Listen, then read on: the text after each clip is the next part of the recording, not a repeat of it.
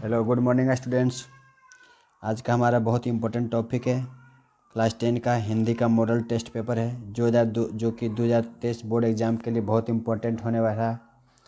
आशा करता हूं कि इस चैप्टर से लगभग 20 में से 18 क्वेश्चन 2023 के एग्ज़ाम के लिए इम्पोर्टेंट होने वाला है, तो आप लोग ज़रूर इस सेट को देखें। तो आइए शुरू करते हैं। हमारा हिंदी सेट का पहला क्वेश्चन है, डॉक्टर अंबेडकर ने किस पत्रिका का संपादन किया? उज्ज्वल भारत, उड़ता भारत, बहिष्कृत भारत, पुरस्कृत भारत। तो इसका जो सही आंसर है सी नंबर, अंबेडकर ने एक पत्रिका का संपादन किया था जो कि बहिष्कृत भारत था। दूसरा क्वेश्चन है, खोखा का नाम क्या था? खोखा का नाम क्या था? कीसु, कासु, कुसु, केसु।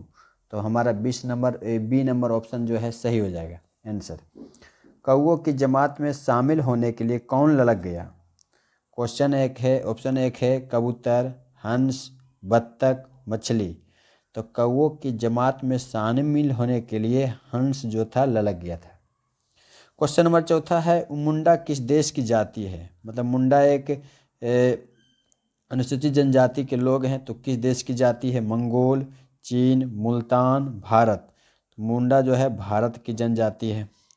अगला क्वेश्चन है 5 नंबर क्वेश्चन है, प्राचीन मानव का प्रमुख अस्त्र क्या था? पहले लोगों के पास उतना हथियार नहीं थे, तो लोगों का मुख्य अस्त्र क्या था? दांत, नाखून, पैर, पत्थर के औजार। तो ये जो होगा बी नंबर ऑप्शन सही, नाखून। क्वेश्चन नंबर 6 है, बहादुर शीर्षक कहानी के लेखक हैं। बहादुर जो कहानी है उसके लेखक कौन है? अमरकांत, राजेंद्र यादव, कमलेश्वर, ज्ञान रंजन। तो इसका 1 नंबर ऑप्शन जो हो जाएगा सही हो जाएगा। बहादुर कहानी के लेखक जो था अमरकांत है, जो कि बहुत ही इंपॉर्टेंट क्वेश्चन है इस चैप्टर का। अगला क्वेश्चन है, सभ्यता का हर स्तर क्या नहीं होता? सभ्यता का हर स्तर क्या नहीं होता? धर्म युद्ध, कर्म युद्ध, वर्ग युद्ध, द्वंद्व युद्ध।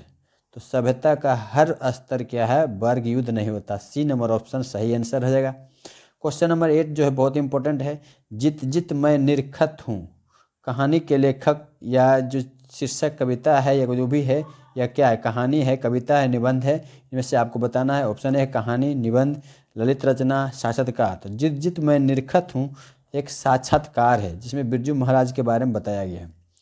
मछली लेकर कौन भाग गया था? एक कहानी है, मछली लेकर कौन, मछली कहानी का ही नाम है, उसमें मछली की चर्चा की गई है। तो मछली लेकर कौन भाग गया? संतु, बंतु, भग्गू, जग्गू। तो ऑप्शन जो है ए नंबर सही हो जाएगा, संतु। संतु जो है मछली लेकर भाग गया था।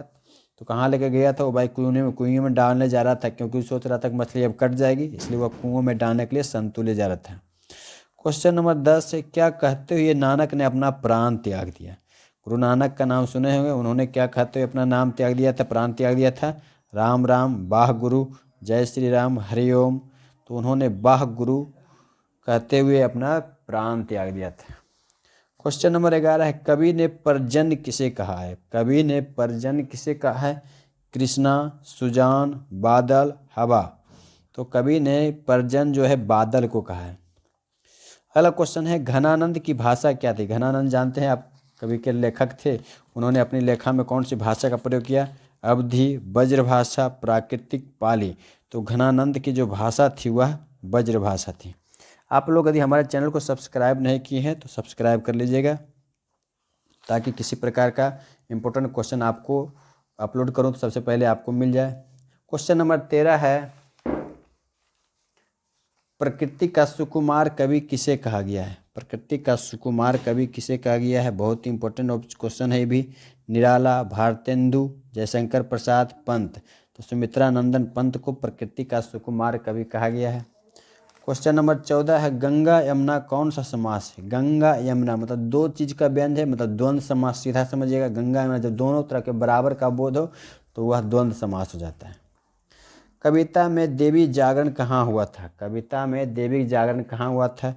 बाजार में, गरीब बस्तियों में, शहर में, कस्बे में।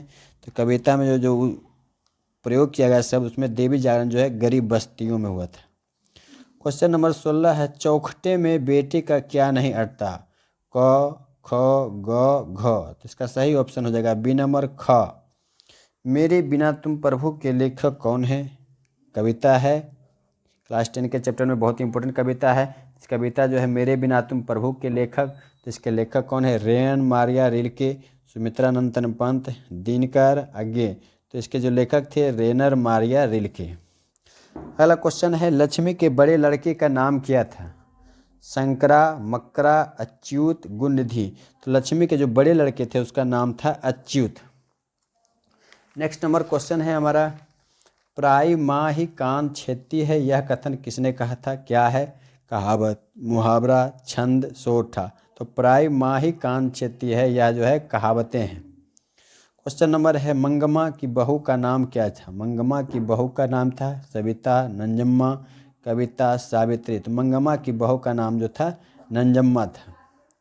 आप लोग को यदि हमारा वीडियो पसंद आ रहा है तो सब्सक्राइब, लाइक और शेयर जरूर कीजिएगा, ताकि वैसे छात्र जो अभी तक पढ़ाई नहीं कर रहे हैं वो हमारे मॉडल सेट पढ़कर अच्छे से अच्छे अंकों से 2023 के बोर्ड एग्जाम में उत्तीर्ण हो सके। Thanks for watching. Next video में हम फिर मिलेंगे।